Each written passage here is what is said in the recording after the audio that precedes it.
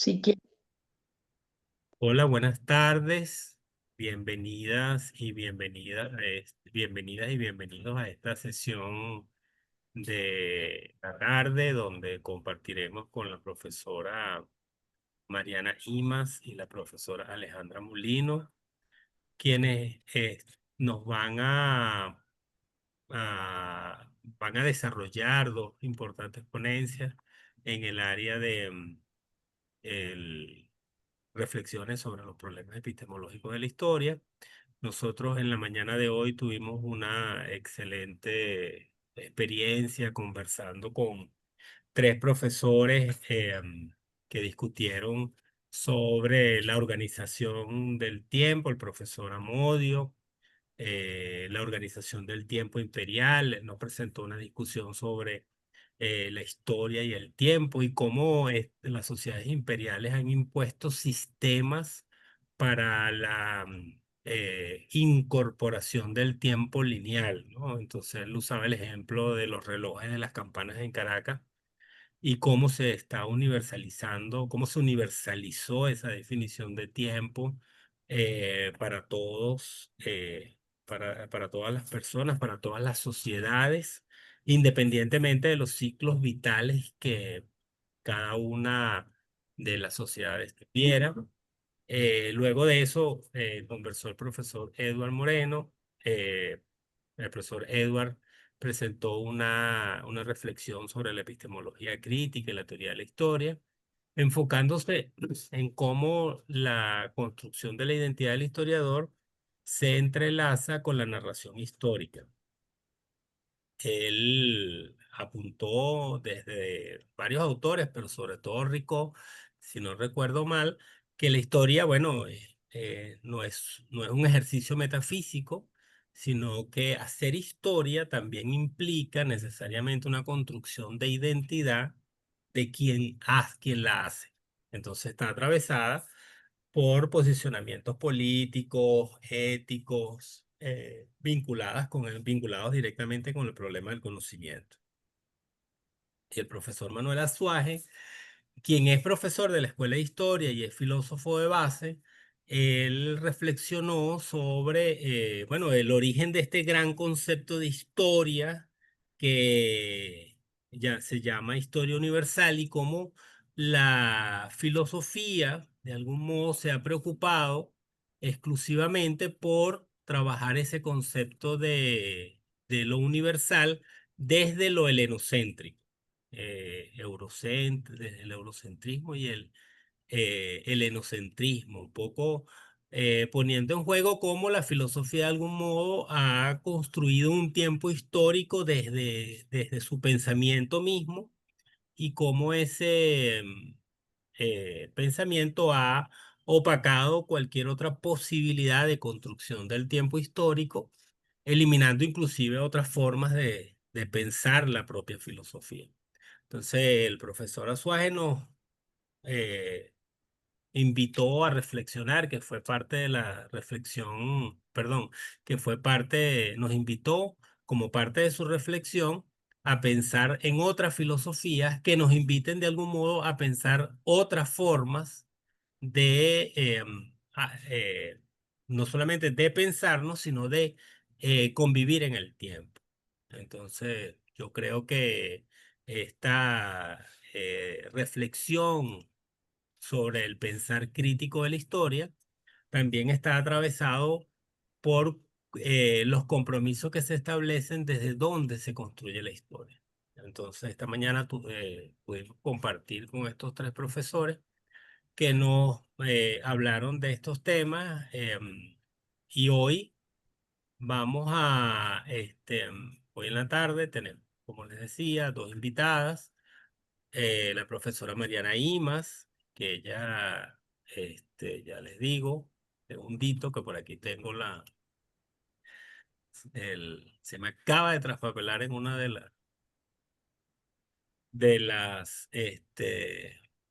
ventanas, de las miles de ventanas que tengo aquí su presentación, eh, que ya, un segundo, espero corregir, la profesora Imas es, mexicana. Yo he querido siempre preguntarte, haciendo así como un inciso o mientras consigo la información, si Eugenio Imas es familia tuya, porque es importantísimo. Aquí en Venezuela estuvo un tiempo Sí, trabajando y hay un libro de él que es importante sobre Dilte y él dio clases sí, acá. Sí, sí, eh, es mi bisabuelo. tu bisabuelo, Sí, imagínate. así es. Sí, justo Eh, por eso me emocionó mucho la invitación acá, sí, aunque sea sí, virtual, pero sí, sí, sí, sí. sí. Espero que puedas en algún momento venir. Sí, tu bisabuelo dejó una impronta importante porque es un eh, pensador sí, un pensador importante sobre la historicidad de Dilthey, si no me Ujú. equivoco. Sí, así es. Fue uno de los como primeros, el primer traductor de Dilte, de la obra de... Ajá, el primer traductor de Dilthey. Un importante libro que se llama El pensamiento de Dilthey, que es de Ujú. los años 50. Sí, yo lo tengo en copia. Bueno, fíjate tú, ya va, que no, por más que busco, me dan un minuto más y capaz que lo logro. Tú me acabas de pasar ¿Dónde están la los, presentación, qué pena. quiénes son los participantes? Son usted, perdón, la profesora Imas y la profesora Alejandra Mulino.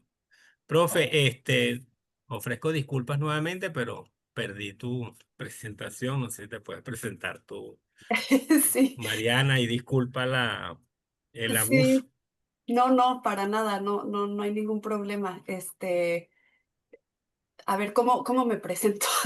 Bueno, soy Mariana Imas. Yo soy historiadora de formación por la UNAM, por la Universidad Nacional Autónoma de México. Este, te- Tengo una maestría en literatura comparada por la Universidad de Barcelona y luego hice un doctorado en filosofía en la Universidad de California en Santa Cruz.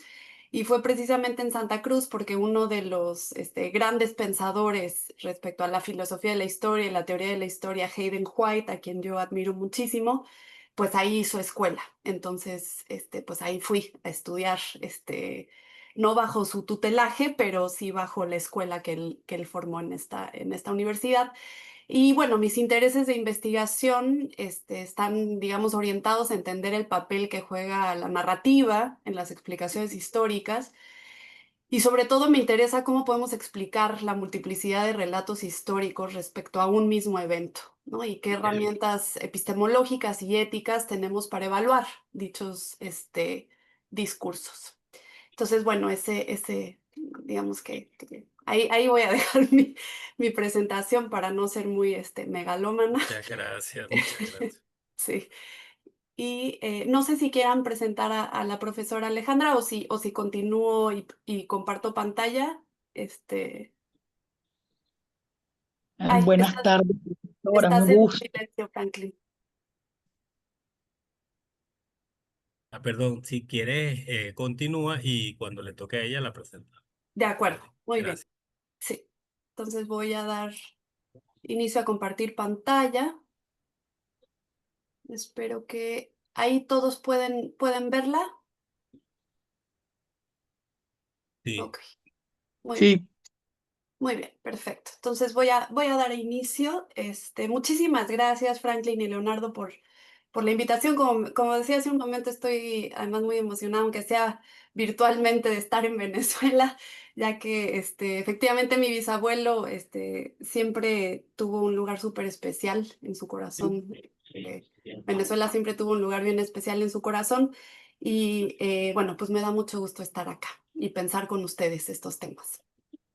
Entonces, el título de mi ponencia, déjenme quitar esta ventana de Zoom que está justo a la mitad de mi pantalla. Listo. El título de mi ponencia es el siguiente: Cambiar el pasado, una aproximación epistemológica a la imaginación histórica.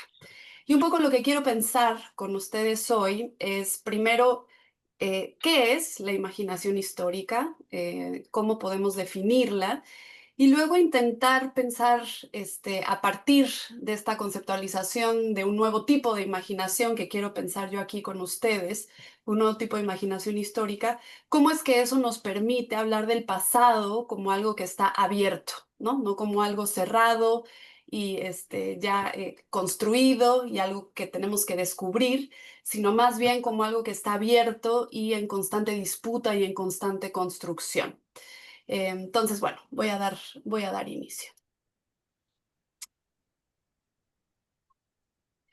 Entonces, en general, cuando nosotros pensamos sobre la imaginación histórica, intentamos abrir esta gran caja de Pandora, ¿no? De qué es la imaginación, porque además en filosofía es todo un tema, ¿no? ¿Qué es la imaginación?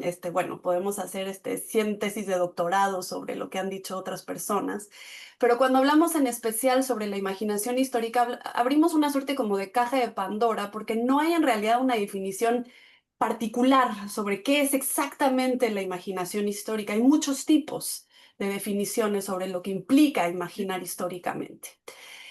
Pero la pregunta un poco que está detrás de todas estas definiciones, ¿no? Va un poco en la siguiente temática. Cuando el historiador no tiene conocimiento directo o empírico sobre los hechos, ni conocimiento transmitido testimonial directo de ellos, que muchas veces es lo que ocurre, ¿no? En la investigación histórica, a veces sí, pero muchas veces no, ¿no? ¿Cómo construimos conocimiento, ¿no? O dicho de otra forma, ¿qué tiene que hacer el historiador a fin de conocer el pasado? Entonces, muchas veces, ¿no? Esta es la pregunta que circunda todas las explicaciones distintas sobre la imaginación histórica, ¿no? Entonces, bueno, ¿cómo construimos el pasado si no tenemos acceso directo a él, si ya no están los que vivieron el pasado? Muchas veces las fuentes que tenemos no nos permiten construir exactamente cómo fueron las cosas, ¿no? Entonces, ¿qué es lo que nos permite, qué herramienta epistemológica nos permite de alguna forma llenar esas lagunas, reconstruir el pasado? Y entonces ahí entra, ¿no? La idea de la imaginación. Eh, Ahora, si bien esta es la pregunta que está detrás, las respuestas que vienen sobre la labor específica de la imaginación histórica son, como les decía hace un momento, muy variadas, ¿no?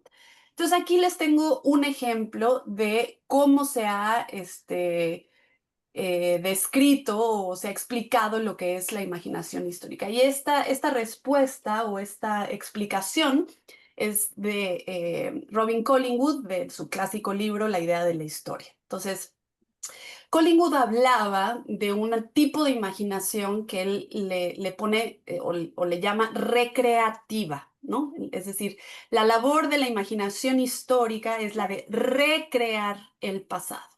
Entonces él dice lo siguiente, ¿no? Supongamos que el historiador está leyendo el Código Teodosiano y que tiene ante sí cierto edicto del emperador. A fin de conocer histórico, el historiador tiene que representarse la situación que el emperador trataba de dominar. Y tiene que representársela, y esto es bien importante, tal como el emperador lo hacía. De esta suerte, recrea, es decir, vuelve a crear, ¿no? En su propia mente la experiencia del emperador, y solo en la medida en la que haga esto, tiene algún conocimiento histórico. Entonces, un poco lo que nos está diciendo Collingwood, ¿no? Es que la labor epistémica de la imaginación histórica es precisamente la de volver a poner, ¿no? En el presente cómo es que los personajes históricos pensaban sobre ciertos eventos del pasado, cuáles eran las circunstancias en las que ese pensamiento, digamos, emergió. Y es solo en la medida en la que podemos recrear estas circunstancias, y es bien importante esta palabra, ¿no? De volver a crear, o sea, como si hay algo ahí que tenemos que volver a presentar, ¿no? Y es solo en esa medida, dice Collingwood, que podemos tener algún acceso al pasado y podemos generar conocimiento histórico. Entonces, digamos, esa es la labor epistémica de la imaginación recreativa. Pero ese es un tipo de imaginación, esa es una propuesta. La siguiente propuesta se le ha llamado reconstructiva y es de alguna forma diferente a la recreativa. Ahora, la reconstructiva, varias personas han hablado sobre esta. Y lo que dice la imaginación reconstructiva es que la capacidad es la capacidad del historiador de llenar con su imaginación las lagunas de la documentación, siempre que se base en un profundo conocimiento de la estructura interna de las fuentes y del contexto de la época. Entonces, bueno, todos los que hemos abierto archivos históricos, pues nos hemos enfrentado, ¿no? A que de pronto tenemos un documento maravilloso que nos habla sobre ciertos momentos del pasado y de pronto cuando queremos un poco seguir esa línea, hay una laguna, ¿no? ¿A dónde nos llevó ese documento? No sabemos, ¿no? ¿Y qué pasó con ese personaje, ese momento histórico? Pues de pronto se nos pierde, ¿no? En los archivos. Y entonces parte de la imaginación reconstructiva es precisamente, bueno, tenemos que tener un buen conocimiento de la época para poder llenar esas lagunas y un poco explicar qué fue lo que ocurrió. Entonces, para darles un ejemplo de esto, me disculpo, pero todos mis ejemplos van a ser sobre la historia de México, porque es lo que yo conozco mejor. Este, todo esto lo voy a tomar, este ejemplo que les voy a dar ahora, lo voy a tomar de esta página del Instituto de Investigaciones Históricas de la UNAM, que se llama Noticonquista, que es una página maravillosa y que tiene muchísimos documentos y herramientas sobre la conquista de México. Entonces, una de las grandes lagunas, de hecho, sobre todo en la historia de la conquista en México, es cómo murió Moctezuma, que es el último tlatoani mexica o azteca, cuando llega Cortés a la Ciudad de México. Y no sabemos en realidad cómo muere Moctezuma, ¿no? Y es una de las grandes lagunas, como les decía, y parte precisamente la labor reconstructiva, ¿no? De la imaginación histórica es un poco conocer bien esa época, conocer bien los documentos y, bueno, tratar de dar una explicación de cómo murió. Y eso es precisamente un poco lo que hace este sitio, Noticonquista. Entonces, a la pregunta, ¿cómo murió Moctezuma? Pues de hecho hay varias respuestas. Entonces, una de ellas, tratando de recrear la época, dice lo siguiente. Moctezuma fue sacado al techo de la fortaleza, como llamaba el palacio en el que había sido sitiados, donde una piedra arrojada por la gente le asestó un golpe en la cabeza con una herida tan grande que de ahí en 3 días murió. Entonces, bueno, esta es una, digamos, hipótesis de cómo muere Moctezuma, y de hecho es lo que yo aprendí en la escuela, ¿no? Que Moctezuma murió apedrado. Pero otra hipótesis es la siguiente. Otra versión se desarrolla en el tardío siglo XVI. En ella, Moctezuma se encuentra muy angustiado debido a que su gente se ha vuelto contra él. Se rehúsa a comer, a beber, incluso a cambiar el vendaje de sus heridas. En otras palabras, se suicida a pesar de los esfuerzos de los españoles por salvarlo. Entonces, digamos, esta es otra explicación, otra forma de intentar reconstruir lo que ocurrió a este personaje. Y finalmente, esta es, digamos, una tercera versión, dice, una última versión en la historia, es la única que absuelve tanto a Moctezuma como a los mexicas y apunta el dedo acusador a los capitanes españoles. Tiene su origen en el temprano siglo XVI y significativamente no solo fue escrita por nahuas, sino también en varias fuentes españolas y semiindígenas. Las variaciones se encuentran en el método utilizado para el asesinato-estrangulamiento, una paliza hasta la muerte, una puñalada en alguna u otra parte del cuerpo, pero culpan a Cortés y a otros capitanes, ya sea por ordenar el asesinato o por cometerlo con sus propias manos. Entonces, bueno, tenemos, digamos, estos tres distintos tipos de explicación, y parte de la imaginación reconstructiva precisamente lo que busca es dar una de estas explicaciones, ¿no? Conociendo bien las fuentes, conociendo bien la época, pero una de estas explicaciones sobre cómo murió este personaje. Entonces, tenemos por ahora estas dos, digamos, propuestas, la imaginación recreativa por un lado y la imaginación reconstructiva.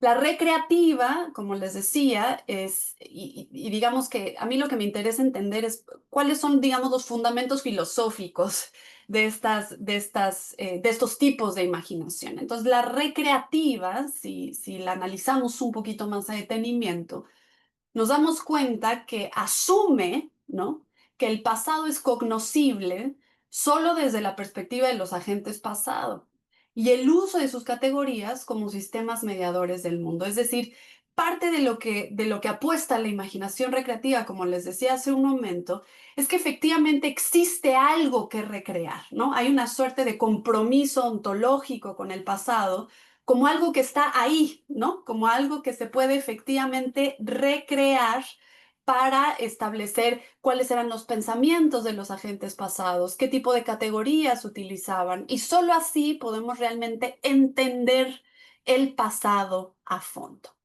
Y entonces, como les pongo aquí, ¿no? Con este tipo de imaginación existe un sentido original del pasado y único que se puede recrear. Ahora, con la imaginación reconstructiva, digamos que es un poquito más, más libre, de alguna forma, ¿no? En donde el historiador no solo hace conjeturas informadas, sino que va más allá, ¿no? O sea, intenta realmente llenar esas lagunas, como decíamos, que nos deja la información que tenemos sobre el pasado, los vestigios del pasado, pero de alguna forma mantiene esta suerte de compromiso que también tiene la imaginación recreativa con que existe un sentido original y único del pasado, ¿no? Es decir, se sigue intentando, no digamos recrear exactamente, pero sí reconstruir un sentido que está ahí esperando a ser descubierto. Ahora, como les decía al mero principio, cuando les hablaba del título de mi ponencia, lo que estoy intentando hacer y lo que busco pensar acá es otro tipo de imaginación. Un tipo de imaginación cuyo compromiso filosófico con el pasado no sea un pasado que está ahí esperando a ser descubierto, ¿no? Y que, digamos, tiene un sentido original, sino un pasado que está en constante construcción, con un sentido que también está en constante construcción y que de alguna manera ese sentido cambia cada vez que tenemos nuevos conceptos para referirnos al pasado, nueva información sobre el pasado y nuevas visiones del presente que modifican de alguna manera nuestra visión del pasado. Entonces, esa es un poco la imaginación que les quiero proponer ahora acá, ¿no? Lo que ahora estoy llamando la imaginación constructora de sentido, ¿no? Por falta de un nombre más bonito. Entonces, lo que quiero preguntar o lo que quiero, digamos, poner en evidencia es que efectivamente, a ver, el historiador tiene que contestar preguntas del tipo, ¿qué pasó después? ¿No? ¿Cómo sucedió esto? ¿Por qué las cosas sucedieron así y no de otro modo? Y de alguna forma hay parte de esta imaginación recreativa, ¿no? O sea, a ver, ¿qué estaba pensando este personaje en ese momento? ¿Por qué tomó esa decisión y no otra? A ver, claro que el historiador se hace estas preguntas, ¿no? O también es, bueno, a ver, tenemos aquí una laguna, ¿cómo es que Napoleón llegó del punto A al punto B? No sabemos por dónde transitó porque no tenemos esa documentación. Bueno, tenemos que hacer hipótesis, ¿no? Entonces, claro que eso está.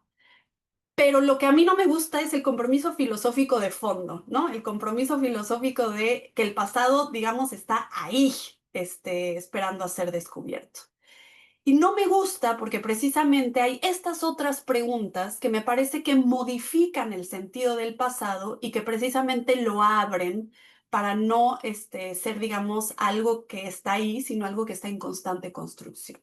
Y estas preguntas son las siguientes, ¿no? O sea, el historiador también tiene que contestarse preguntas como, ¿qué significa todo esto que estamos, digamos, analizando?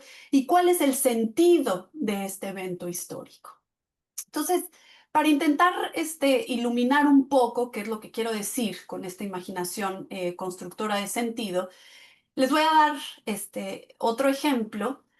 Y otra vez, disculpen, es sobre la historia de México, ¿no? Pero voy a intentar ser lo más clara posible para que un poco sigan mi línea de pensamiento.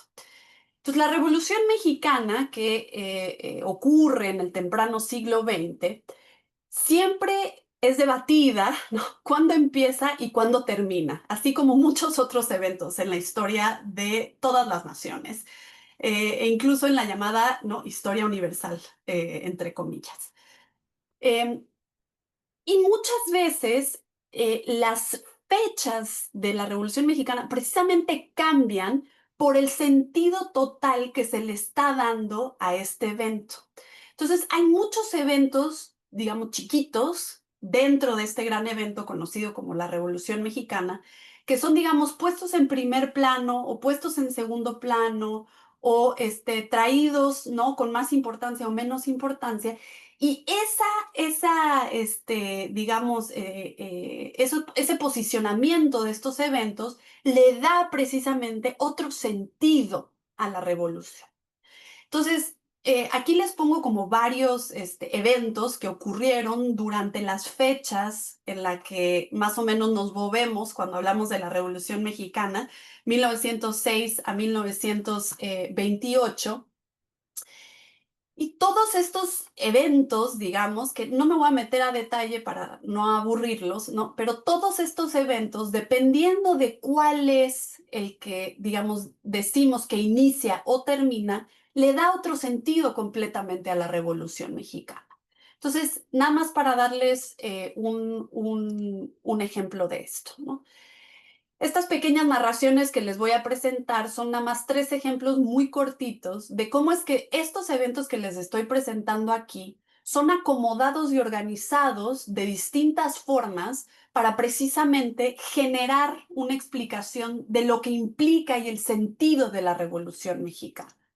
Entonces, en esta, que es tomada del Instituto Nacional sobre Estudios de la Revolución en México, dice lo siguiente, ¿no? Se puede marcar el inicio de la Revolución Mexicana en 1906, que es precisamente ¿no? La huelga de Cananea, que es una huelga obrera muy importante a principios del siglo XX, que fue duramente reprimida por el régimen dictatorial, pero que, digamos, abre uno de los antecedentes más importantes sobre la Revolución Mexicana, ¿no? Entonces, en dice, se puede marcar el inicio en 1906, precisamente con la huelga de Cananea, cuando la organización del Partido Liberal y la huelga de Cananea irrumpieron en el escenario nacional como movimientos que marcaron el ocaso del porfiriato, que es la gran dictadura contra la cual se levanta la Revolución Mexicana, y concluir con la promulgación de 1917, que consignó como normas fundamentales todos los principios políticos, sociales y económicos que fueron la bandera de la revolución. Entonces, cuando entendemos la revolución de esta forma y marcamos su inicio en 1906 y su final en 1917, hablamos de una revolución obrero-campesina, ¿no? Es decir, el sentido de la Revolución Mexicana es un sentido de una revolución que viene desde un movimiento y de una base social agraria y obrera, y es precisamente ese movimiento el que impulsa la profunda transformación que vivió México a principios del siglo XX. Otra interpretación, ¿no? Es la siguiente. En 1910 se inició una revolución generacional de gran envergadura.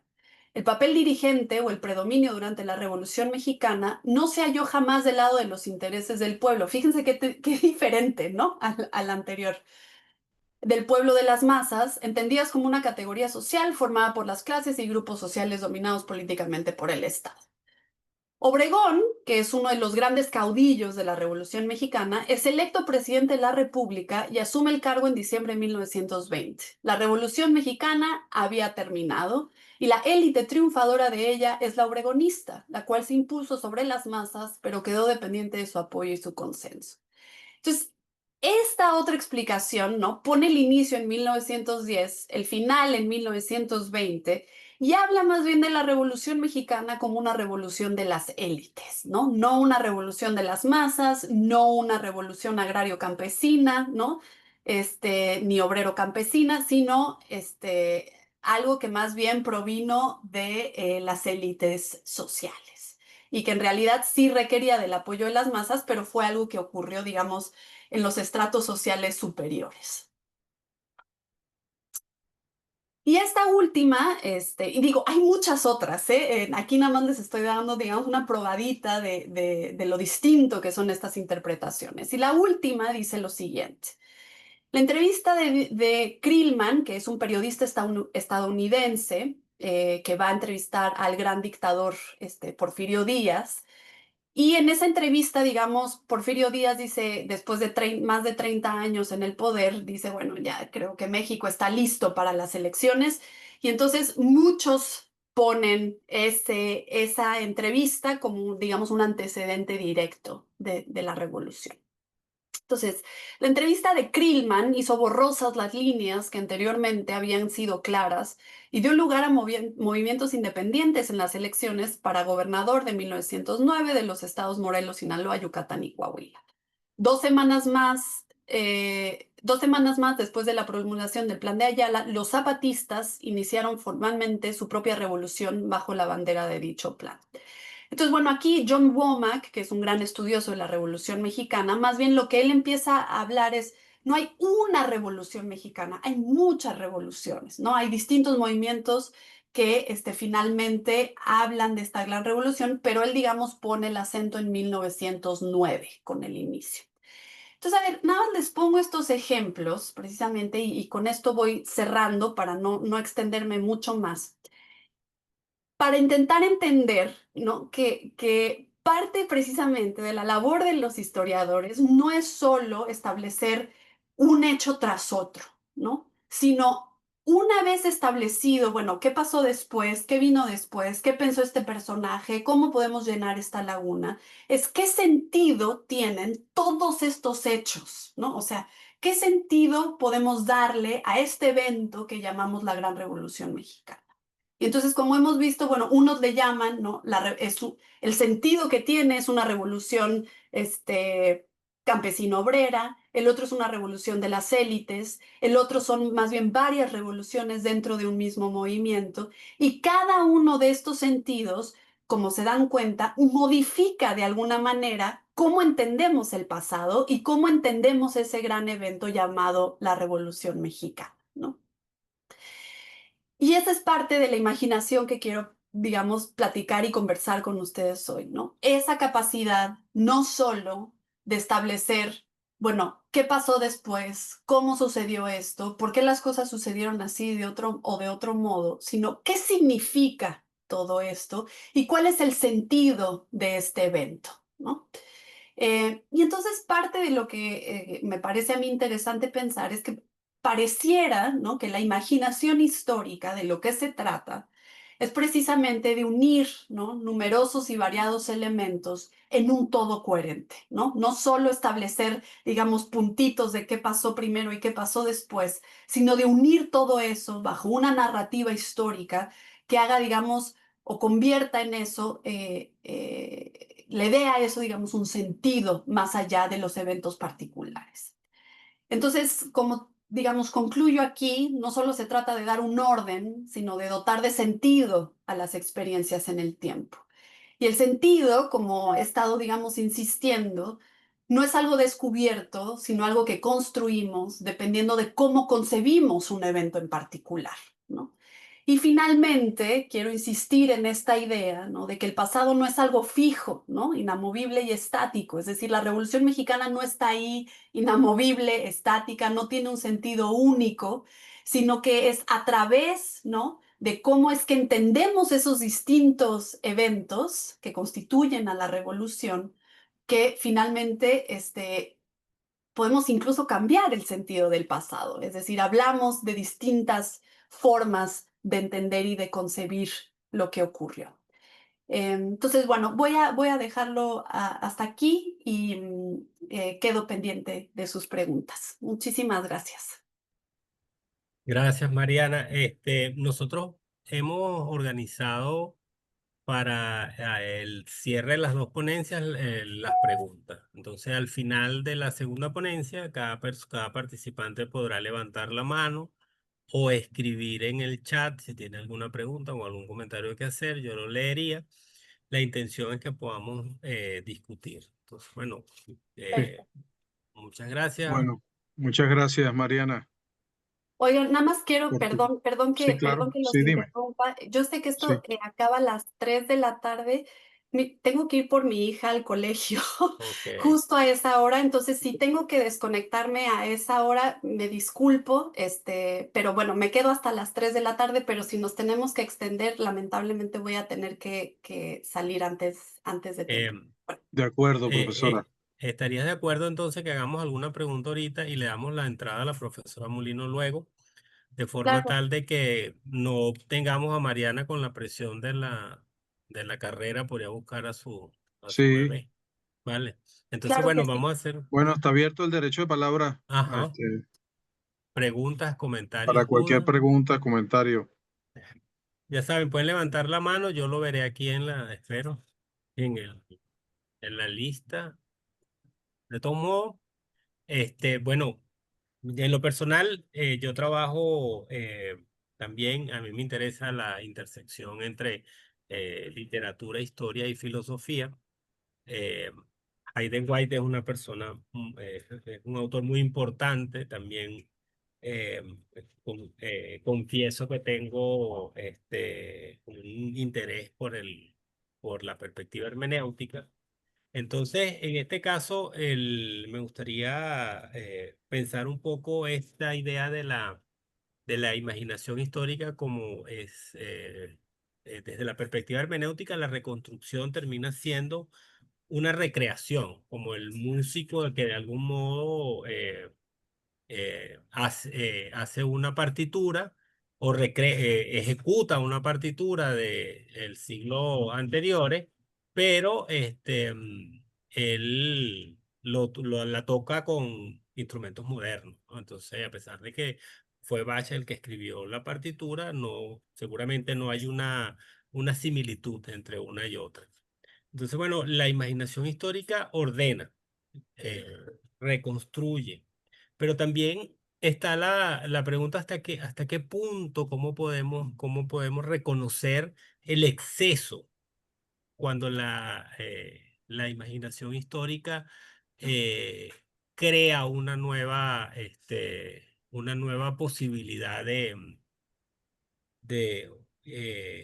pensar la historia, ¿sí? ¿Cómo le ponemos el freno? Ujú, ¿Sí? ujú, Vale, ujú, muchas gracias. El ujú. profesor Amodio, vamos a hacer las preguntas y si está de acuerdo, Perfecto. Y yo hacemos todas las preguntas solamente después. una pregunta. En el desarrollo de tu intervención hablabas introduces la palabra disputa, ¿no?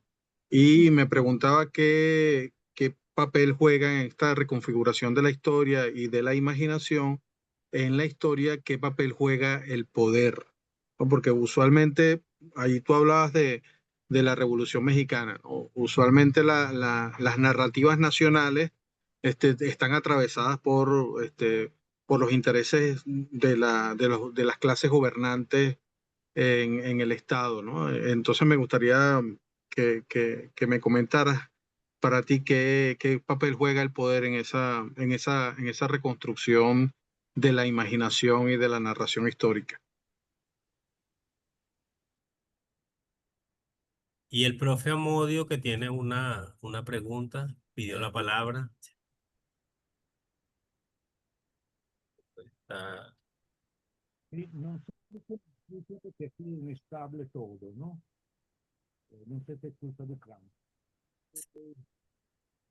Ay, Dos cosas. Una que tiene que ver profesor, con el concepto no, histórico. no escucho bien. ¿Los demás sí escuchan? se Como que el escucha muy volumen está lejos. muy bajo. Sí, volvió a estar muy bajo su volumen, profesor. ¿Me escucha? Muy lejos. Ha bajado. El chat la pregunta. Ok. La va a escribir. Ok, ok, muy bien. La va a escribir por el chat, profe. Eh, eh, Vale. Entonces, bueno, tiene la palabra Maybe, Hugueto, que levantó la mano y hay un comentario aquí Hola, que buenas leo ahorita. tardes. Gracias, ¿me escuchan? Sí, Sí. Gracias, Mariana, por tu presentación. Interesante la provocación a pensar en el sentido. En ese mismo orden de ideas, me pregunto, ¿cuál sería, digamos, el diálogo que se establecería con los conceptos de memoria? Sobre todo el concepto de memoria social y donde precisamente el poder, el sentido situado de estos procesos de reconstrucción, generalmente por sectores que no tienen el privilegio de la hegemonía, le dan este sentido a los hechos del pasado cuando esta propia comunidad no tiene esa voz como predominante.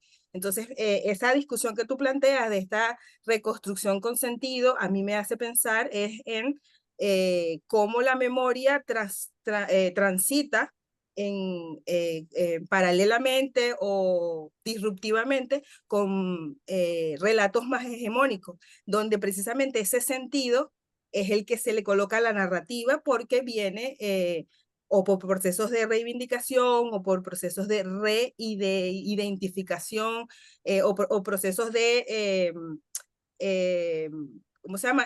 Sanación de los traumas, ¿no? De los traumas, por ejemplo, coloniales, nacionales, dictatoriales, etc. Entonces, ese diálogo, ¿cómo lo plantearías entre historia y memoria y el lugar de la imaginación allí como tú lo planteas, que me pareció muy interesante? Muchísimas gracias. Ok, hay una pregunta en el chat. César Jonel pregunta si tienes alguna publicación que pueda hacer donde él pueda revisar de forma más amplia sobre la imaginación constructora de sentido, donde puede consultarlo. Sí, si quieren, Franklin, si quieres, te paso es un link al este sitio de Vale, academia.edu. Ahí tengo básicamente todos los artículos que he publicado y los tengo subidos para que la gente lo pueda descargar de forma gratuita. vale, gracias. Sí. Ajá, ¿alguna otra pregunta para atender ya que la profesora tiene las respuestas? Ajá, el profesor Amodio dice, Sí. Ujú. la imaginación es una noción escurridiza, sobre todo en términos psicológicos. ¿Qué hace un historiador que no tiene mucha imaginación? No sea que las reconstrucciones son más ideológicas. La revolución fue hecha por mucha gente, pero si soy de izquierda, recorto una parte de los documentos que me favorecen. Si soy indigenista, me tengo que recortar a otra. Entonces, esa es la pregunta del profesor. Espero haberla leído bien. Sí, perfecto. Muchas gracias. Vale. Doy ahora sí inicio a las respuestas. Pero, ya va, que hay una Ah, más que sí. acaba de llegar. Ángel Hostos pregunta, ¿en qué se diferencia esta concepción de imaginación histórica en cuanto a la reconstrucción del todo, en correlación con la concepción de la totalidad histórica? Desde su óptica, ¿en qué se diferencia o no? Ajá, Ok, vale, gracias. ok, ok. Perdón, tengo muy mala memoria, entonces tengo que anotarlo todo. Bueno, voy a intentar contestar las preguntas. Creo que hay varias que se relacionan, entonces voy a ver si puedo construir una suerte de hilo conductor con la respuesta. Entonces, Franklin, lo que me preguntas es muy interesante y de hecho siempre, en general, una de las preguntas que me hacen también es, eh, y esto también tiene que ver con la idea del poder, ¿no? ¿Qué pasa cuando desde el poder, por ejemplo, se busca establecer una narrativa que borre, ¿no? Ciertas vivencias del pasado o borre ciertos actores importantes o ciertas voces a ver, o sea, doy el ejemplo más brutal, ¿no? El holocausto, ¿no? Y los negacionistas del holocausto, o sea, ¿qué pasa con ese tipo de interpretaciones históricas que, como decías tú, bueno, pues pueden llegar a ser un exceso, ¿no? Respecto a el sentido que se le está otorgando al pasado. Y aquí lo que quiero siempre puntualizar, ¿no? Es que no estamos hablando de la negación o de la eliminación, ¿no? De ciertos eventos que ocurrieron en el...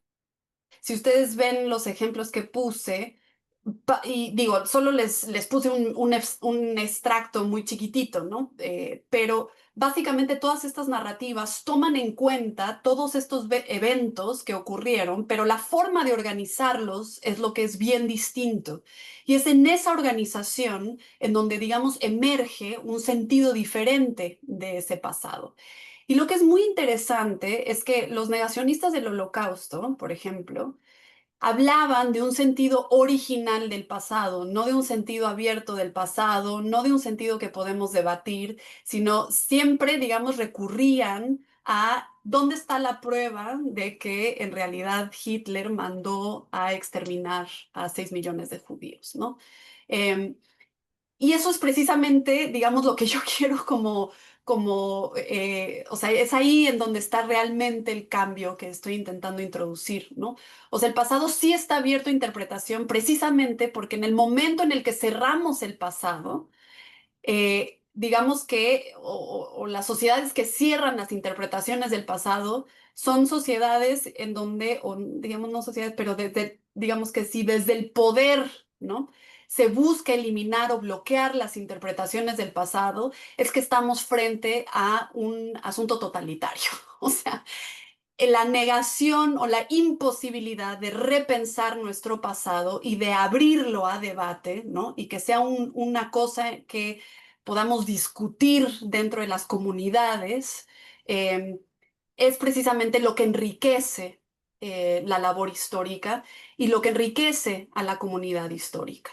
Y es precisamente desde la comunidad, ¿no? Que esos límites y esos excesos, como tú le llamabas, Franklin, tienen que ser de alguna forma bloqueados, cuidados, y por eso es tan importante que la historia sea pública, ¿no? Y que el debate sea público y que la comunidad aporte a la construcción histórica y a la apertura del pasado. Y es desde ahí, precisamente, ¿no? Es esta idea del poder, ¿no? Y de la pregunta permanente en la historia de quién construye historia, ¿no? Y desde dónde proviene la narrativa. Y eso es algo, digamos, que siempre va a estar en juego, ¿no? O sea, el discurso o la narrativa histórica que tenemos o que ponemos, digamos, en primer plano, que nos enseñan en los libros de texto, pues siempre van a estar escritas desde el poder, ¿no? Y es muy claro cómo es que los libros de texto, sobre todo a mí que me ha tocado, digamos, en la historia de México, pues cómo cambian cada vez que entra un nuevo presidente a la silla presidencial, ¿no? El discurso sobre la historia cambia dependiendo de quién está escribiendo y qué tipo de historia queremos contar para generar una identidad nacional. Y entonces, pues la disputa va a ser permanente, pero me parece que ahí es donde, o sea, en el momento en el que decimos que no hay disputa, es el momento en el que tenemos que en realidad, ese es el peligro, digamos. O sea, la disputa es lo que siempre buscamos. La no disputa es donde tenemos que empezar a tener mucho cuidado, ¿no? Y luego, me gusta mucho la pregunta sobre la historia y la memoria, ¿no? A mí es difícil porque yo no he trabajado cuestiones de memoria, no he trabajado cuestiones sobre el perdón, ¿no? Pero sí me parece que es precisamente que en el momento en el que abrimos el pasado, precisamente, es decir, que el pasado adquiere distintos sentidos y no tiene solo un sentido único, que precisamente es que podemos empezar a integrar distintas voces a ese pasado, ¿no? Y podemos empezar a debatirlo, a cuestionarlo, a pensar en, digamos, como le llamaba Walter Benjamin digamos, las promesas no cumplidas, ¿no? Le llamaba él. Eh, y es precisamente solo desde ahí, ¿no? Desde esta imaginación que nos permite regresar desde el presente, desde nuestras categorías presentes, a repensar el pasado y resignificarlo.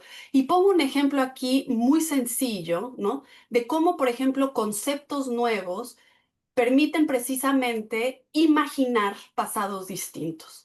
Y ahí pongo, y siempre me gusta poner el ejemplo de cuando el término, por ejemplo, feminicidio aparece, ¿no? ¿Cómo es que ese concepto nos permite mirar, ¿no? Momentos distintos de la historia o momentos particulares de la historia y vivencias particulares y resignificarlas por completo, ¿no? El término feminicidio no es solo un asesinato, ¿no?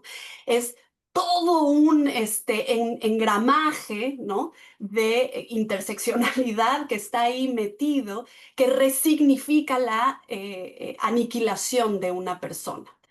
Y tanto ese como, por ejemplo, la idea de acoso sexual, ¿no? Cuando este concepto emerge, un montón de mujeres pudieron, digamos, regresar a sus vivencias y decir, claro, no es que mi colega estaba coqueteando conmigo de una forma pasiva, es que me estaba acosando, ¿no? En el trabajo, en la escuela, y es estos conceptos que nos permiten reimaginar, regresar a vivencias que hemos tenido y resignificarlas desde ahí. Y me parece que esa parte, ¿no?, es donde podemos empezar también a pensar en la memoria, ¿no? En cómo es que precisamente desde el presente podemos reimaginar estos conceptos y resignificar, dar voz a los que no tuvieron voz y repensar momentos que de otra manera no podríamos. Y hago ahora nada más alusión a las otras dos preguntas rápidamente. La imaginación es ideológica, claro, sí, por supuesto, ¿no? O sea, la imaginación no es una imaginación pura, ¿no? Y es justo lo que, y ahí, mira, Dilthey nos va a servir muy bien, ¿no? O sea, Dilthey criticaba a Kant, ¿no? De que hablaba de la razón, o sea, la razón pura no existe, ¿no? La razón siempre es histórica, decía Dilthey, ¿no? Criticando a Kant. Y me parece que la imaginación también, ¿no? O sea, la imaginación siempre es histórica, siempre está asentada en un momento particular, en un cuerpo particular y en una cabeza particular, ¿no? Y si el historiador no tiene buena imaginación, muy probablemente va a ser una mala historia, ¿no? O sea, no nos va a entretener, o sea, del lado estético va a ser una mala historia, pero también muy probablemente el lado político-ideológico, ¿no? Y finalmente, no acabé de entender esta idea de la imaginación como todo, pero lo que sí quiero nada más puntualizar, ¿no?, es que no estoy hablando aquí de totalidades, ¿no?, de totalidades en términos universales, sino más bien estoy hablando de cómo es que la imaginación permite ordenar ciertos eventos que están, digamos, como volando en el aire, ¿no? Y lo que tiene que hacer la imaginación histórica es articular todo eso que está volando en el aire y decir, a ver, no solo estamos hablando de 1906, 1909, 1910, 1912, sino ¿qué quiere decir todo eso? ¿No? ¿Cómo articulamos todo eso en una narrativa coherente que nos haga sentido? Y es eso precisamente lo que estoy intentando puntualizar, ¿no? Esa es la labor de la imaginación histórica, esa búsqueda por agrupar esos, digamos, eventos que de otra forma están, digamos, como volando en el aire. Entonces, bueno, ahí dejaría mi intervención. Muchas gracias, Mariana, por tu participación en el evento, en el simposio.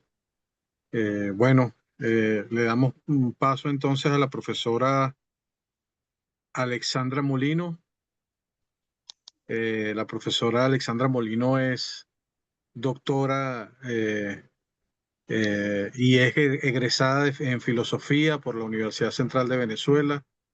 Es profesora de la Escuela de Educación, ¿no? Es profesora titular de la Escuela de Educación y su intervención se llama El método histórico de las generaciones, propuesta teórico-epistemológica y metodológica de José Ortega y Gasset.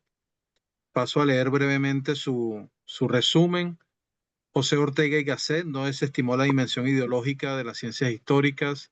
La repercusión epistemológica de esta opción se pesquisa en sus reflexiones sobre el problema de la verdad, tanto en las ciencias sociales y humanas como en la filosofía social.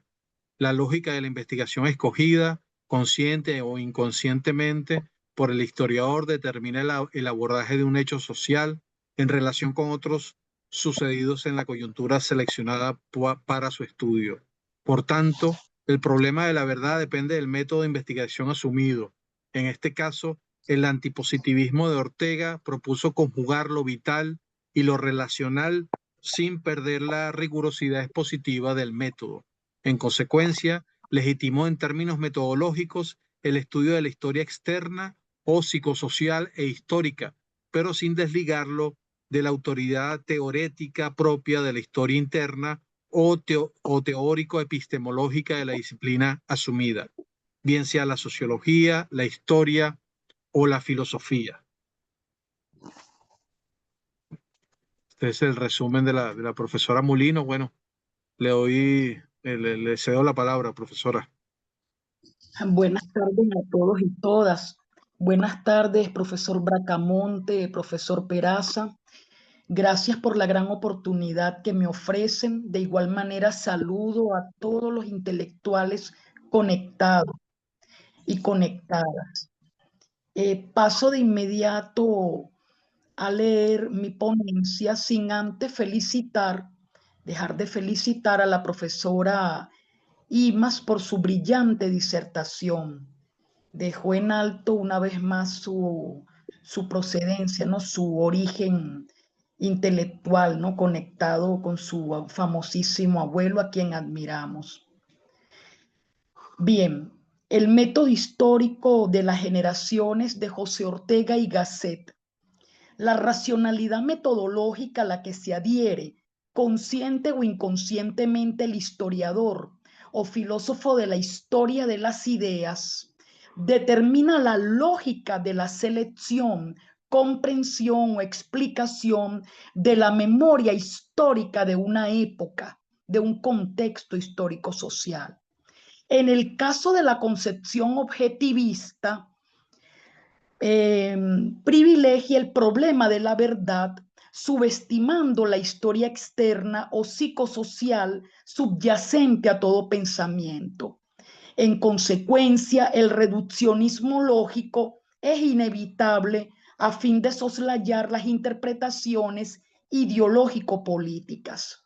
Al respecto, Ortega objetó que lo que más importa a un sistema científico es que sea verdadero, pero la exposición de un sistema científico impone a este una nueva necesidad.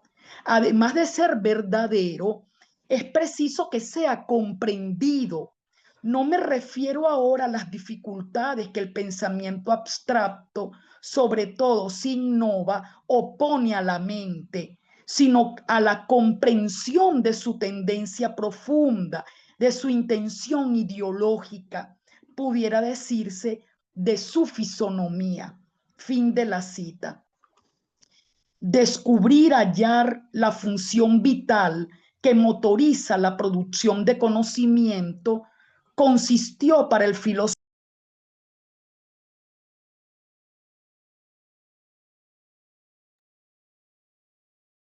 Profesora, ok, ya activó el micrófono. Entonces lo repito y me perdonan. Descubrir, hallar la función vital que motoriza la producción de conocimiento consistió para el filósofo español en reconocer y caracterizar el substrato preintelectual del hombre, es decir, frente a las pretensiones de la razón pura, opone la razón vital.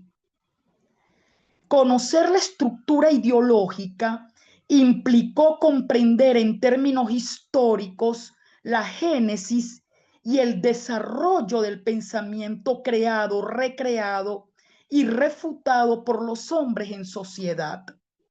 De esta manera, para Ortega, la labor fundamental de la historia consiste en interpretar los hechos en la estructura orgánica de una vida. Cito, ideología, gusto y moralidad no son más que consecuencias o especificaciones de la sensación radical ante la vida, de cómo se sienta la existencia en su integridad indiferenciada. Esta que llamaremos sensibilidad vital es un fenómeno primario en historia y lo primero que habríamos de definir para comprender una época. Cierro comillas. Fin de la cita.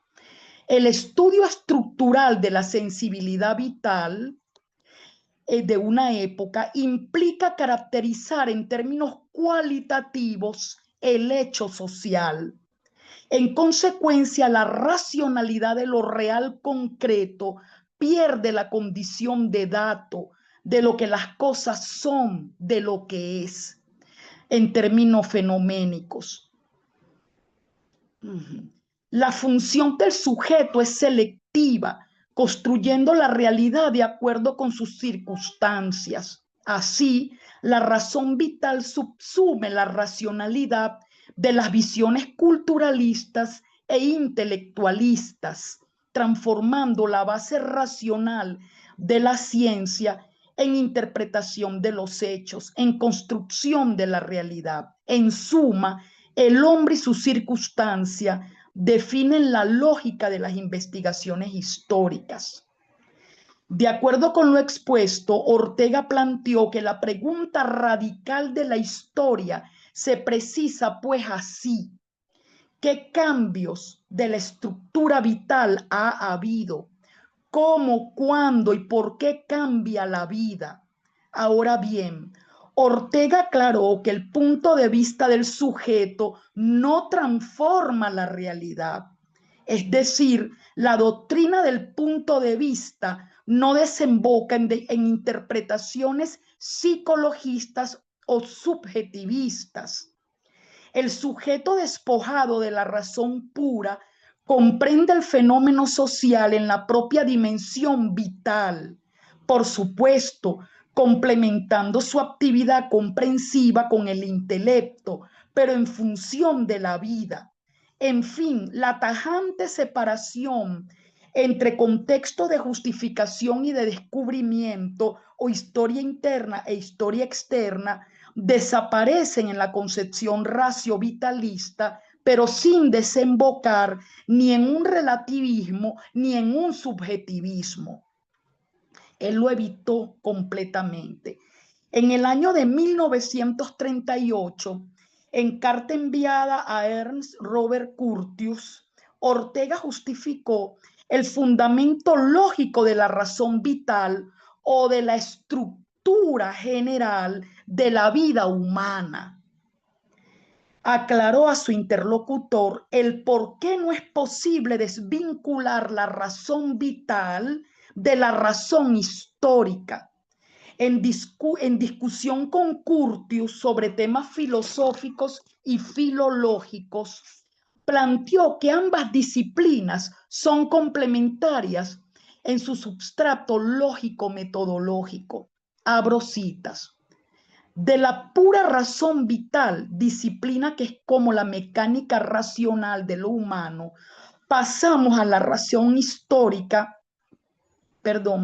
que aquella por sí misma reclama y postula, y en que viene a efectuarse. Cierro cita, comilla, cierro comilla.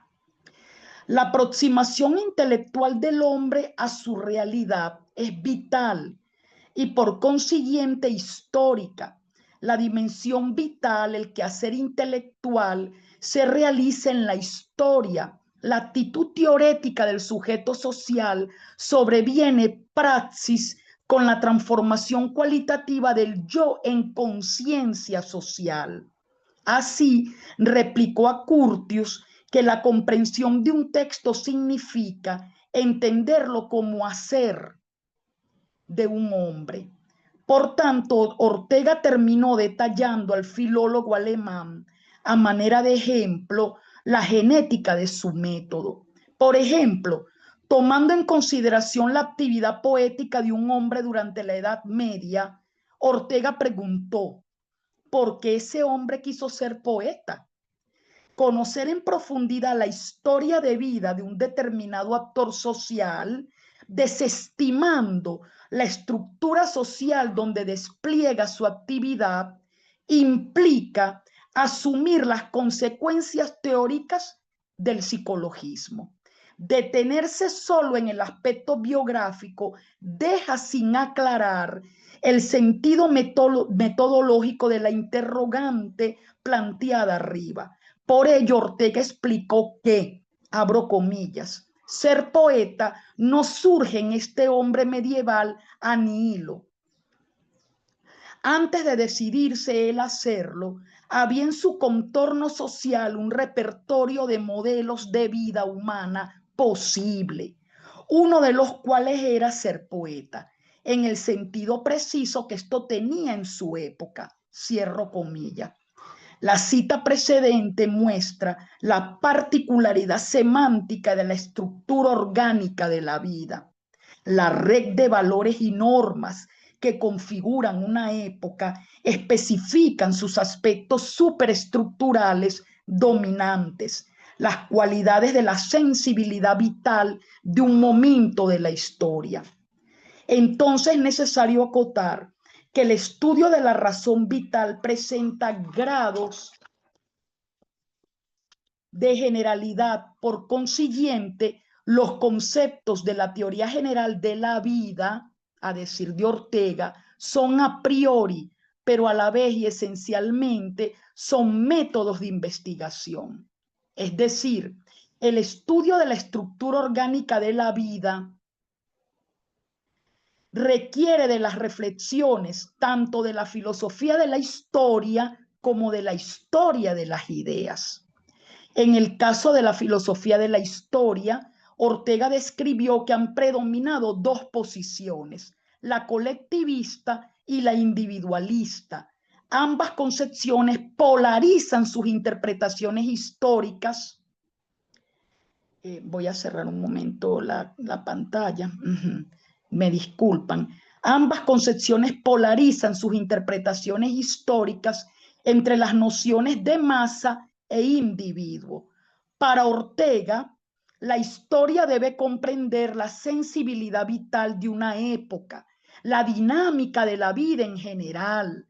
Por tanto, la razón vital no disgrega el hecho social primario, la interacción entre las masas de los héroes de las masas. Cita de Ortega. En relación con lo planteado, Ortega definió que, abro comillas, las variaciones de la sensibilidad vital que son decisivas en historia se presentan bajo la forma de generación. Una generación no es un puñado de hombres egregios, ni simplemente una masa. Es como un nuevo cuerpo social íntegro, con su minoría selecta y su muchedumbre, es decir, su epónimo, ¿no? Y su contexto generacional, que ha sido lanzado sobre el ámbito de la existencia con una trayectoria vital determinada. Nótese cómo Ortega terminó concretando en la noción de generación el pulso de la razón vital, el hecho de la vida humana, sintetizado en el tipo ideal masa individuo egregio. Esta construcción evita interpretar la realidad de acuerdo a parámetros circunscritos o en la razón o en el yo. Así, las nociones de hombre, mundo y horizonte adquieren en la filosofía de la historia de las ideas y la sociología, autonomía respecto de las ópticas racionalistas e idealistas, en vista de que las estructuras de valores y normas del todo social determinan la socialización de los actores. Si bien estos sujetos, o como los llama Ortega, el hombre, forjan horizontes, aunque al cambiar el horizonte, el mundo cambia también la estructura del drama de la vida. Estas son las bondades de la noción de generación definida por Ortega sin subestimar la participación del individuo en el todo social, lo que hace sustituir las creencias individuales por las creencias colectivas, concediendo peso a los procesos de socialización propios de las instituciones sociales.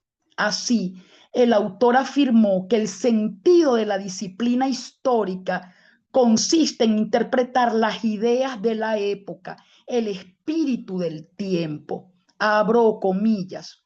La historia no se ocupa solo de tal vida individual. Aún en el caso de que el historiador se proponga hacer una biografía, encuentra la vida de su personaje trabada con las vidas de otros hombres y la de estos a su vez con otras. Es decir, que cada vida está sumergida en una determinada circunstancia de una vida colectiva. Y esta vida colectiva, anónima, con la cual encuentra cada uno de nosotros, tiene también su mundo, su repertorio de convicciones con las cuales requiere o no el individuo tiene que contar. Cierro comillas. En este caso, la noción de generación funda su racionalidad sobre los fenómenos sociales elementales. El autor decidió partir de la realidad fundamental del hombre, de su propia vida, a objeto de definir la sociedad. Intentó conjugar las lógicas intelectuales contemplativas con la vida para redefinir el concepto de acción social sin implicaciones intelectualistas ni voluntaristas. Es decir, privilegió las acciones del sujeto, pero sin desvincularlo de la estructura orgánica de la vida. Por tanto, la relación social, la convivencia entre los hombres, definen lo social como un hecho, no de la vida humana, sino algo que surge de la humana convivencia. Aunque no hechos de simple convivencia, ya que asume aquellas acciones ejecutadas por un sujeto impersonal y al que llamamos la gente, la colectividad, la sociedad, irreductible a la vida humana individual, a decir de Ortega. La dinámica social subsume la lógica de las relaciones interpersonales, siendo los usos constitutivos del hecho social. Abro comillas, los usos son formas de comportamiento humano que el individuo adopta y cumple porque de una manera u otra, en una u otra medida, no tiene remedio. Entonces las acciones humanas están determinadas por la presión, el control y la coacción social. La vida no es disparada a quemarropa. Perdón, la vida nos es disparada a quemarropa, dijo Ortega. El hombre es arrojado al mundo social sin opción alguna. Las circunstancias determinan su vida. El hombre en circunstancia tiene que vivir, le guste o no, quiera o no. Si bien el hombre en su individualidad opta, mientras que en sociedad debe ajustarse a condicionamientos sociales preestablecidos. Su libertad radica en aceptar o rechazar lo dado, pero en sus circunstancias, no en las que hubiese preferido nacer. En líneas generales, el hombre es simplemente educado conforme reglas instituidas. La rebelión del hombre... un momento. Ya. Un momento, disculpen un momento, me salté una...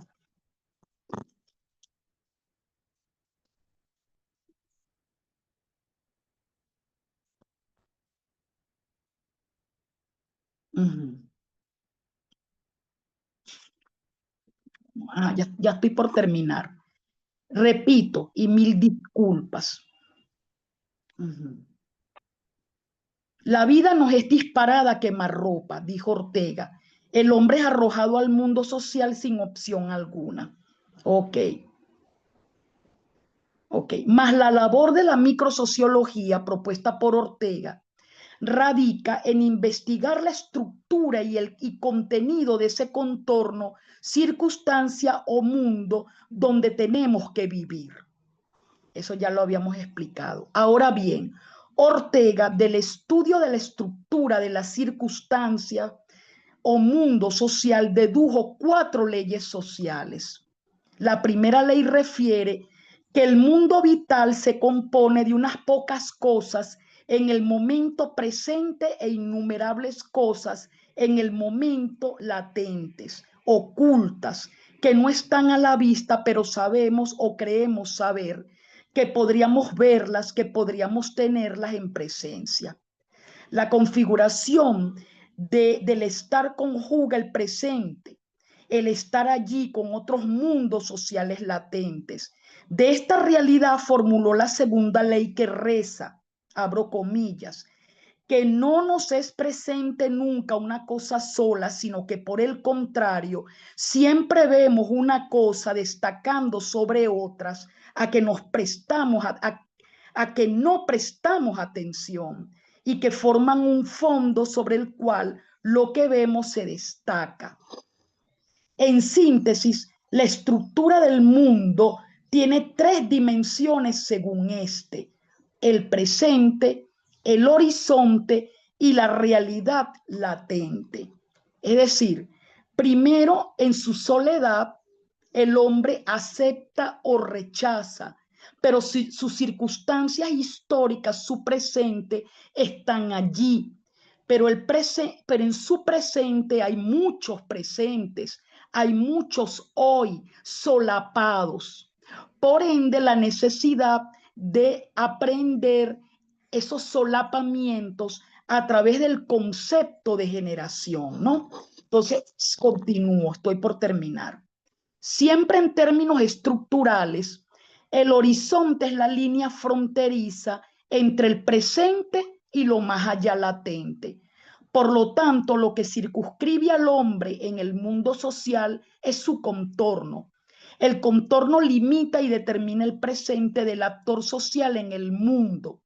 A su vez, condiciona el horizonte.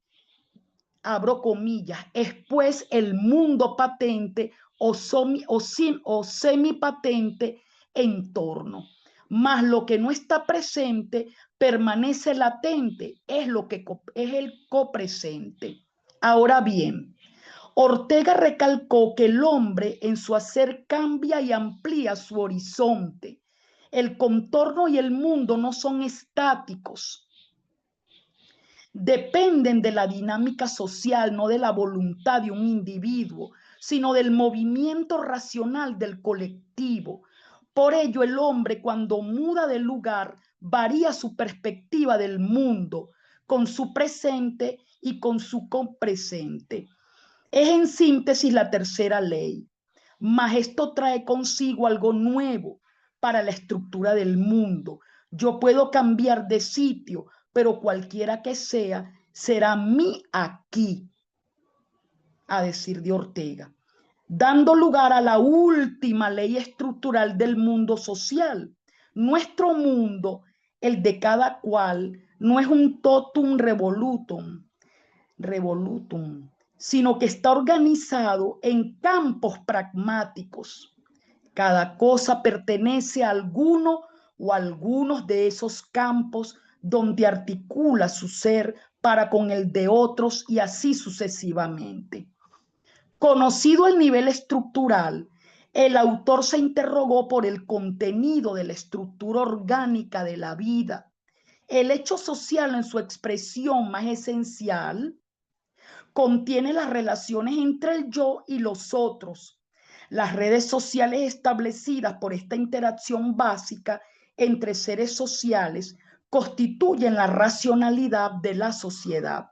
El ego y el alter en el mundo, limitados por contornos y horizontes, comparten usos, creencias, obtenidos durante el proceso de socialización a través de la introyección en sus conciencias de la lengua materna. Las estructuras valorativas contenidas en el lenguaje primigenio aseguran la cohesión social.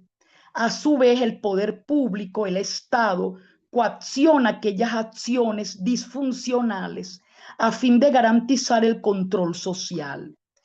Abro comillas, la sociedad es por esencia poder, un poder incontrastable frente al individuo. Cierro comillas.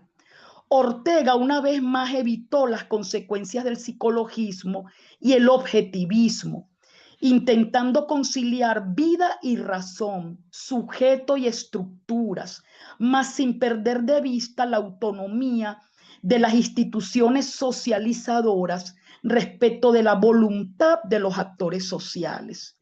Aquí se refiere abiertamente al problema del poder. en diálogo epistolar con Robert Curtius, resumen algunas proposiciones, las ideas claves de la teoría general de la vida, bases del método histórico de las generaciones. En la primera proposición recalcó el papel fundamental de las creencias en la conformación ideológica y cultural del hombre en el mundo. Dice Ortega, toda vida humana vive desde o dentro de ciertas creencias sobre lo que es el mundo y el hombre. Las creencias resumen las estructuras valorativas de un sistema social, dictan pautas de conductas y junto con los medios materiales estructuran la lógica racional de una sociedad. Ortega, si bien subordinó la racionalidad tanto de las relaciones sociales macros como las acciones individuales o las instancias socializadoras del mundo social, intentó por medio de la historia describir el argumento del drama vital para cada hombre, pueblo o época. Descubrir la lógica racional del quehacer de un hombre, pueblo o época significa hurgar en la coyuntura histórica sin desestimar sus bases estructurales, valorativas, en última instancia, superestructurales también. Abro comillas. Pero si se ha entendido bien todo esto, se verá que la determinación de qué es posible o qué es auténtico en una vida no es cuestión psicológica, no es el hombre. ¿De quién hablamos? ¿Quién tiene que decirnos qué le es posible y qué le es auténtico? Somos nosotros, mediante la construcción objetiva de la estructura o argumento de su vida, quienes podríamos descubrírselo a él. Ortega abogó por el estudio científico de la sociedad de acuerdo con la lógica comprensiva de las relaciones sociales, sin otorgar concesiones al subjetivismo. Aupó las investigaciones cualitativas de campo con la pretensión de conocer la dinámica interactiva entre las dimensiones subjetivas y objetivas de la praxis social en el mundo. Antes de terminar, debo hacer aquí un paréntesis. Por ende, Ortega, de alguna manera, aconsejó retomar fuentes primarias que desdeña, por ejemplo, la historia interna. En este caso, Ortega considera como parte del sistema filosófico los epistolarios, exactamente las crónicas, la novela, el cuento, la propia historia oral, no lo subestima. Por ejemplo, Ortega decía en una de sus tantas cartas que para los alemanes, España, en el caso de Ortega, no tiene sistema filosófico alguno. Y él, pues, alegó que sí tiene un sistema filosófico fundamentado en fuentes primarias sui generis, asunto que me ayudó a mí a redescubrir en términos generacionales la reconstrucción de la memoria histórica venezolana en cierto, por ejemplo, de 1892 a 1898, tomando en consideración algunos epónimos, su contexto histórico-social a través de epistolarios, novelas, crónicas, etcétera.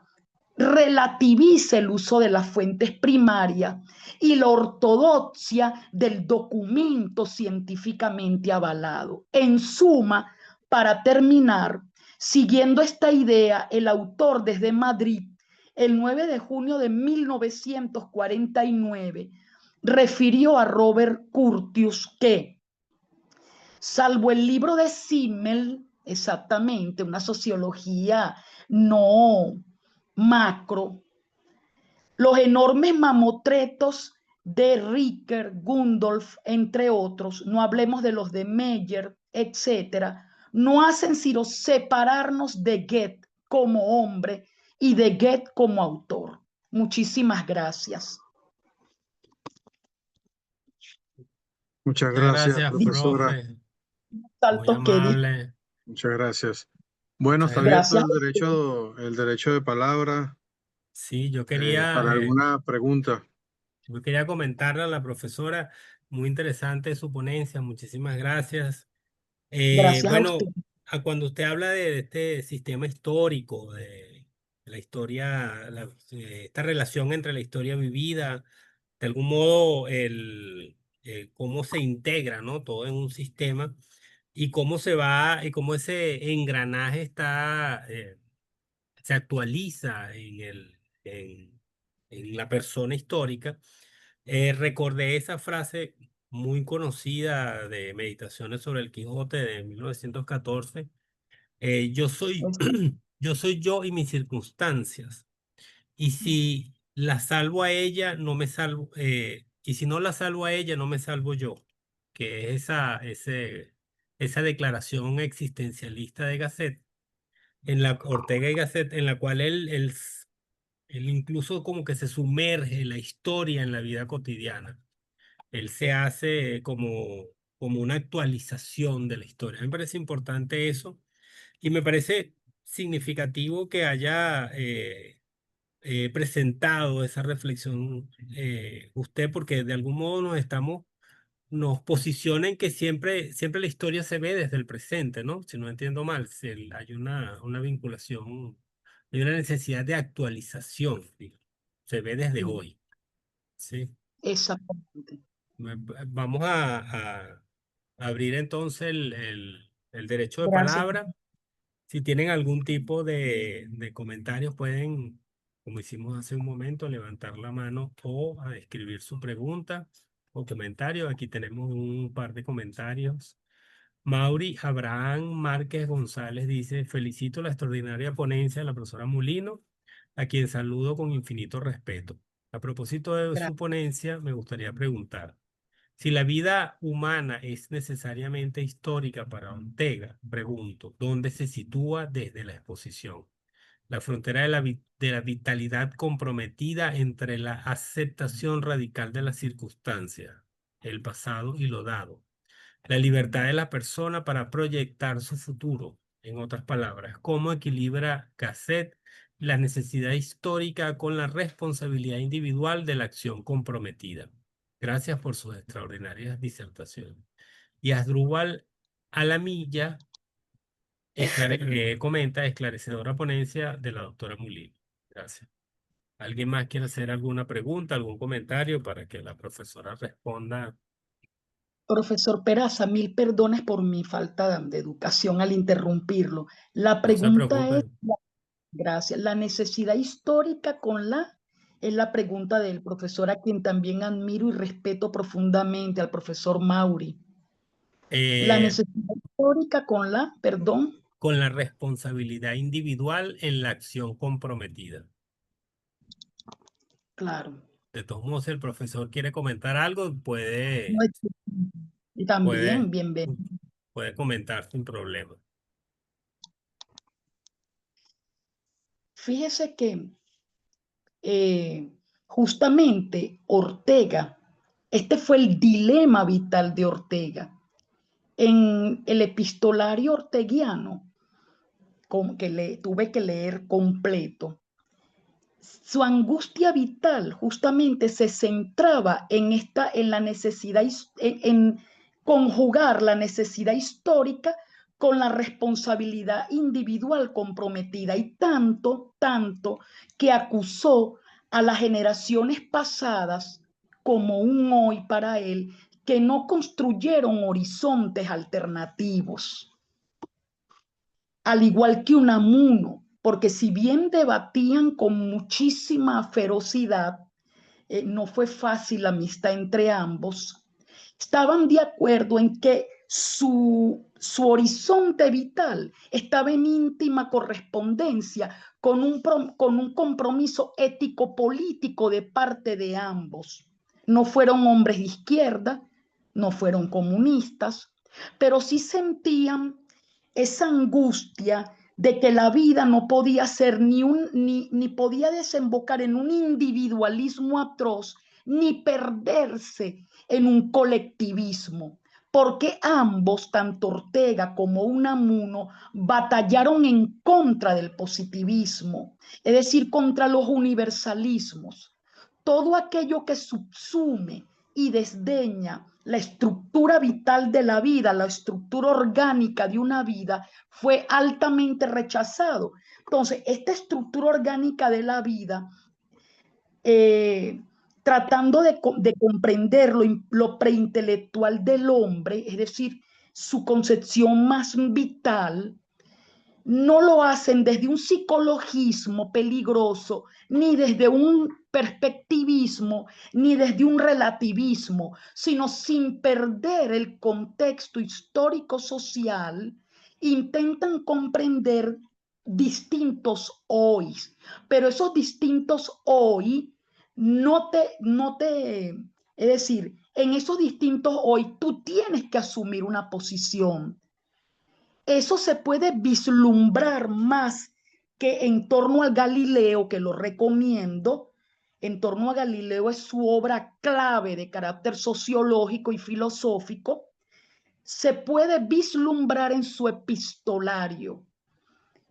Entonces, no hay en Ortega, como tampoco en Unamuno, y disculpen que los vincule, si bien tuvieron diferencias muy fuertes, no hay en Ortega ni en Unamuno un darle la espalda al compromiso histórico. Entonces, ¿qué pasó con Ortega? Que necesitó la reconstrucción de la memoria en un descontento con la herencia recibida en términos generacionales. ¿Cuál generación? La hegemónica, por supuesto, la generación del 98, la hegemónica, sobre un concepto de España, de historia, etcétera, entre otras historias, la más dura, la monárquica, la oficial. Entonces, requirió una reconstrucción en el marco de una estructura que no es objetivista, pero sí orgánica, es decir, una fusión racio-vitalista. No sé si logro responder. Gracias. Hay un comentario de Ana Magdalena López de Ugas. La interculturalidad permite aceptar la vida social en el territorio.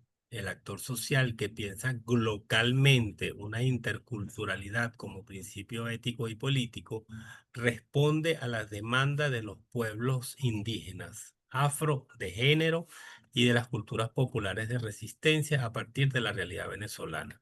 Pregunto, ¿qué es y cómo vivir la interculturalidad en Venezuela desde la teoría de Ortega?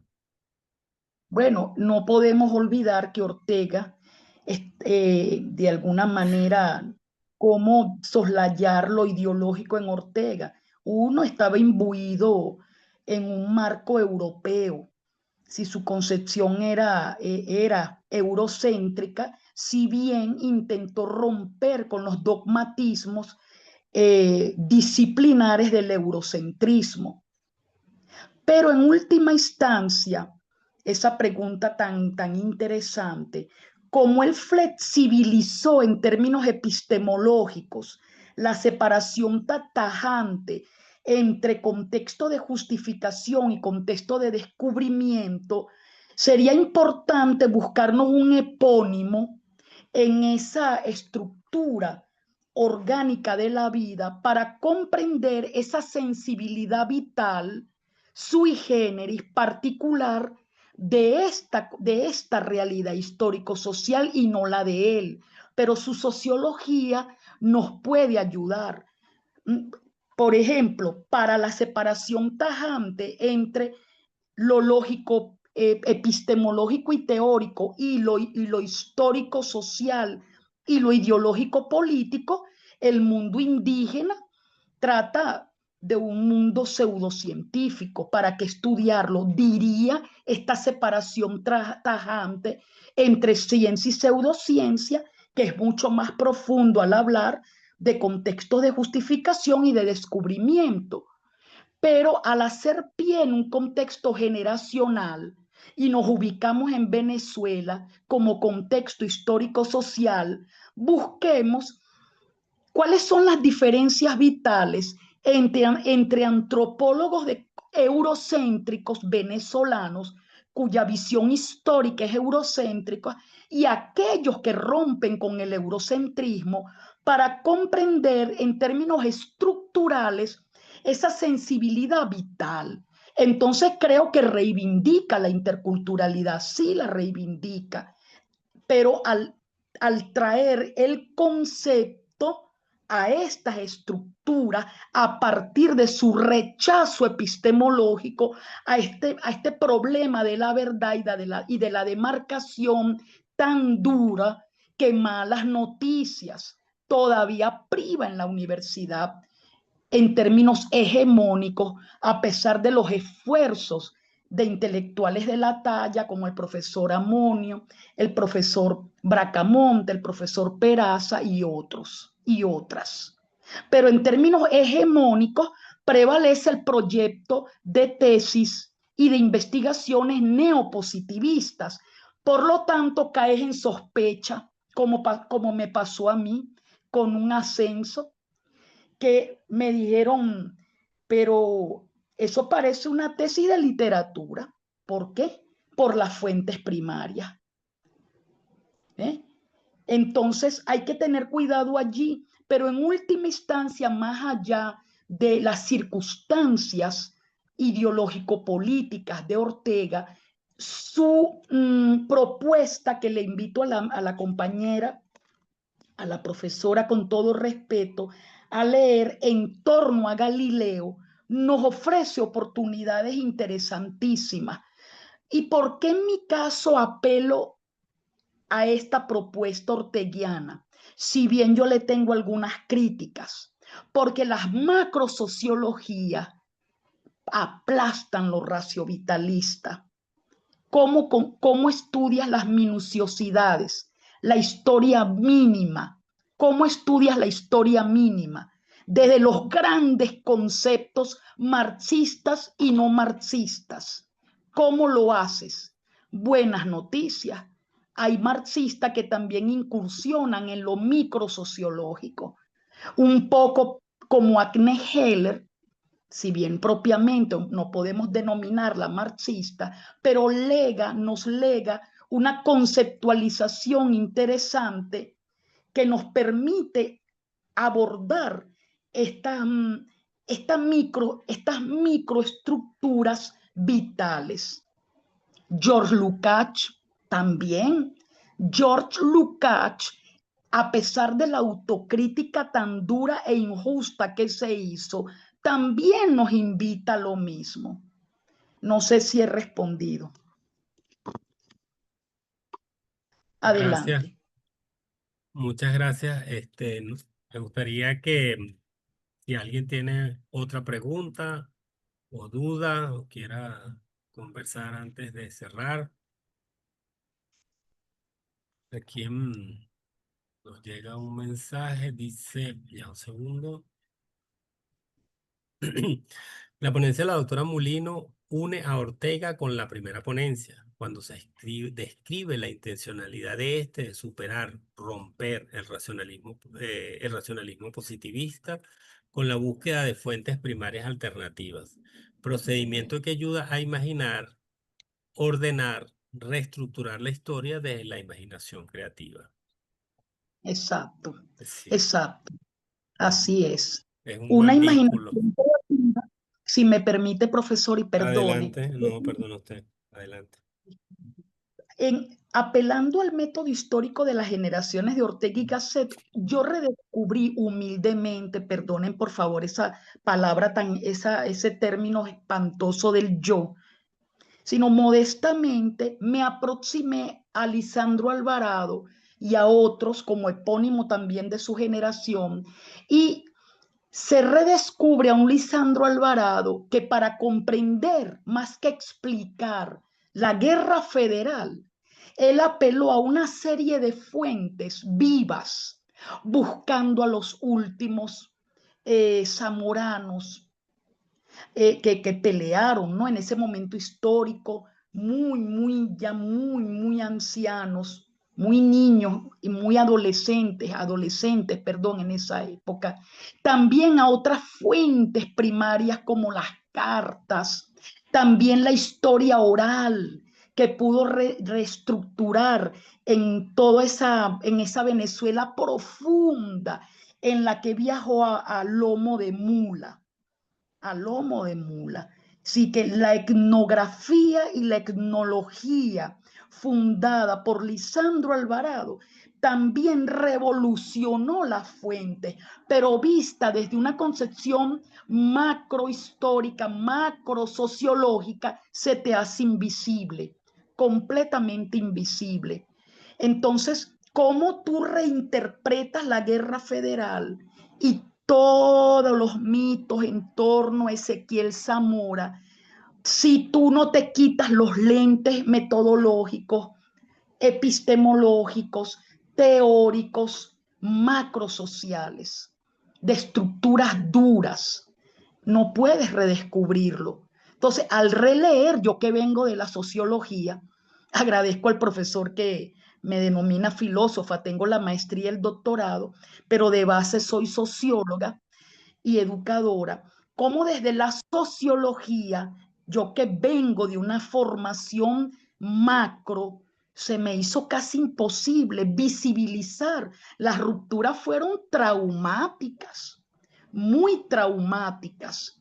A diferencia del antropólogo cultural, que posiblemente peca de estudiar lo micro desconectado del contexto, pero que en una fusión interesante al romper con las diferencias demarcatorias entre contexto de justificación y de descubrimiento que le ha amargado la vida a los investigadores, los ha llenado de complejos. ¿Será que soy pseudocientífica? ¿Será que no estoy llevando adelante el proyecto bajo una conceptualización rigurosa? No, lo raciovitalista tiene que privar, los epónimos tienen que resucitar, las fuentes primarias sui generis deben ser revalorizadas.